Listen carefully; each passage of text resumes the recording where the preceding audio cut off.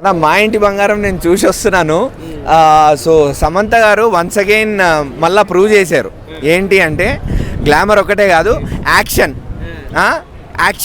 యాక్షన్లో కూడా ఆవిడ ఎవరికి తీసిపోదు అని. ఎందుకంటే సిటడెల్ అని ఒక సిరీస్ వచ్చింది, ఆ సిటడెల్లో ఆల్రెడీ చూసాము.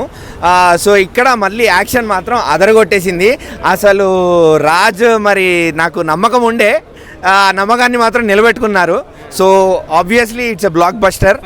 ఫైట్లు అదే చెప్తున్నా కదన్న, యాక్షన్ కొరియోగ్రఫీ, ఫైట్లు అసలు మామూలుగా ఇచ్చిపడేయలేదు.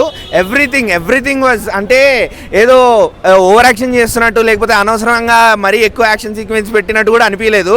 ఇచ్చిపడేశారు, అంతే ఇచ్చిపడేశారు.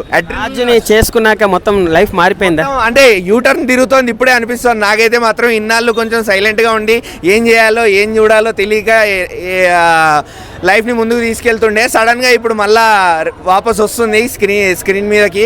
అంటే పెద్ద కంబ్యాక్ అనే చెప్పాలి. ఇంటి బంగారంతో మళ్ళీ మన హీరోయిన్ అయిపోయింది. మన హీరోయిన్ అన్న ఎప్పటికెళ్ళో మన హీరోయినే. సో మా ఇంటి బంగారంతో మన ఇంటి బంగారం కూడా అయిపోయింది అంతే.